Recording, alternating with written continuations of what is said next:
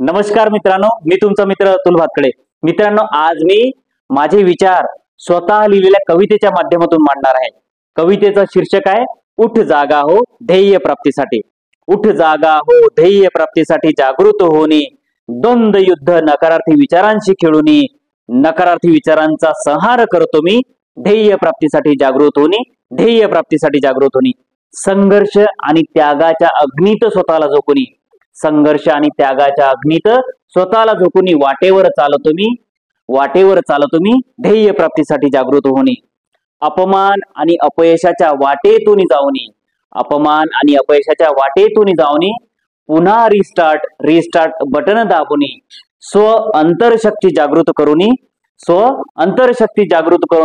स्वतःभोवती सकारात्मक शक्तीचे जाळे विणून सकारात्मक शक्तीचा स्रोत बनतो मी। ध्येय प्राप्तीसाठी जागृत होणे।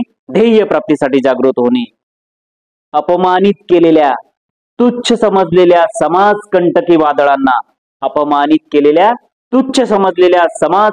वादळांना आठवून धैर्यशाली, सामर्थ्यशाली होऊन पुन्हा ध्येय प्राप्तीच्या वाटेवर